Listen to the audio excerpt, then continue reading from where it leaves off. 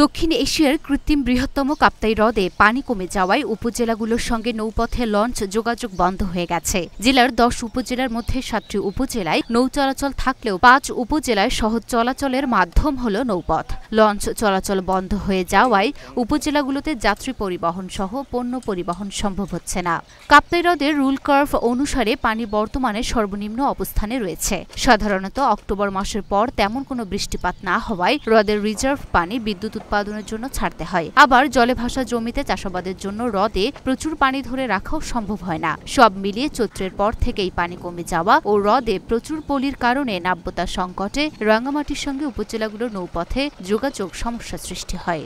জানা যায়, এদিকে পানি ও নাব্যতার সংকটে পণ্য পরিবহন সহ যাত্রীদের প্রচুর দুর্ভোগ পোহাতে হয়। অতিরিক্ত পলির কারণে সামান্য পানি কমে গেলেই দুর্গম অঞ্চলে চলাচলে সমস্যা দেখা দেয়। ইতিমধ্যে বন্ধ হয়ে গেছে লঞ্চ চলাচল। ছোট ছোট বোটে পথ পাড়ি দিতে গিয়েও দুর্ভোগে পড়তে হচ্ছে। নাব্যতা সংকটে বোট আটকে গিয়ে ঘন্টার পর ঘন্টা সময় নষ্ট হচ্ছে। এতে খরচ ও সময় দুই বেড়েছে। আমি আসছি ময়মনসিংহ থেকে। আমি হরিণার দিকে চাকরি করি। ওদিকে রাস্তা, যেহেতু রাস্তাঘাট নেই, নদীপথে চলাচল করতে হয়। এখন শুকনো মৌসুম, তাই চলাচল করা খুবই কষ্ট। অনেক সময় লাগে, প্রায় সারাদিন লেগে যায় এখান থেকে আপনার রাঙ্গামাটি থেকে হরিণা পর্যন্ত যেতে। জায়গায় জায়গায় পানি নেই। শুকনো মৌসুম, এই বুট থেকে নেমে তারপর আবার অন্য বুটে যেতে হয়, এরকম পরিস্থিতি থেকে আসতে তো কষ্ট হচ্ছে যে পানি নাই। তো বড় বড় এখন চলাচল বন্ধ। ছোট বোতলেও তো এখন চলাচল তো ছোট তো বাঁচতেছে, এখন আসা যায় না, যে কষ্ট হতো। পর্যটক কম, আর যে পর্যটকগুলো আসে, আমরা পর্যটক নিয়ে যে ঘুরতে যাই, আমাদের তো যেতে অনেক কষ্ট হয়। কেননা এখন পানি শুকনা মৌসুম। আপনার আদিবাসী গ্রামের কাছে শুকিয়ে যায়, আগে তেল লাগতো 5টা, এখন তেল লাগে 10টা। আমাদেরও কষ্ট হয় বা গেস্টেরও কষ্ট হয়। ওদেরও খরচটা বেশি হয়, আমাদের খরচটা বেশি হয়। আমরা সরকার থেকে একটা আবেদন জানাচ্ছি যাতে নদীটা ড্রেসিং করে দেওয়া হয়। এদিকে লঞ্চ চলাচল বন্ধ থাকায় কয়েকশো শ্রমিক পরিবার বেকার হয়ে পড়েছে বলে দাবি করছে শ্রমিক নেতারা। আমাদের রাঙ্গামাটি নৌজন শ্রমিক ইউনিয়নের শ্রমিক ইউনিয়নের প্রায় 250-এর মতন শ্রমিক, প্রায় সবগুলো বেকার। এখন আপনারা দেখতেছেন কাটার মধ্যে কোনো লস নাই, ইন টোটাল এই লস বন্ধ। এদের পরিবার পরিজন নিয়ে চলাফেরা করার খুবই সমস্যা হচ্ছে এখন। মানে এই প্রত্যেক বছর এই শুকনো মৌসুমে আমাদের লস শ্রমিকদের খুব দুর্ভোগ হয়।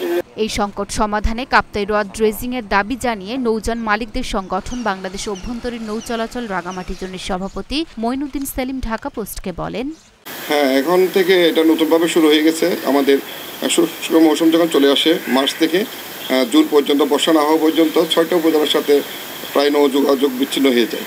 তো এখানে এটা মূলত কারণ হচ্ছে পানি শুকিয়ে যাওয়ার কারণ। এটা ড্রেজিং যতদিন হবে না ততদিন এটা হবে।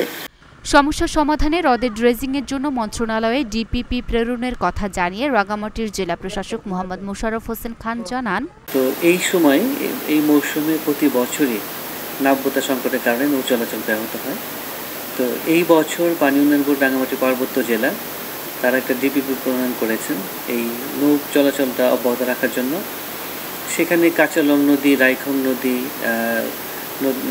নদী এবং শলক খাল, এই 3টি খাল পুনঃখনন করা হবে ও ড্রেজিং করা হবে। পাশাপাশি আরও যে সকল পয়েন্টে খনন করা প্রয়োজন নৌ চলাচল অব্যাহত রাখার জন্য, ওই সকল পয়েন্টগুলোতে যেন ড্রেজিং করা হয় বা খনন করা হয়, সেই জন্য ডিপিপিতে করা আছে, উল্লেখ রয়েছে। উল্লেখ্য, প্রায় 60 বছর আগে বাঁধ নির্মাণের ফলে কাপ্তাই হ্রদ সৃষ্টির পর প্রতি বছরই এই হ্রদের পলি জমে ভরাট হচ্ছে হ্রদের তলদেশ। সম্প্রতি পানি কমে যাওয়ায় যোগাযোগ বিচ্ছিন্ন হয়ে পড়েছে 5 উপজেলার প্রায় 3 লাখ মানুষ।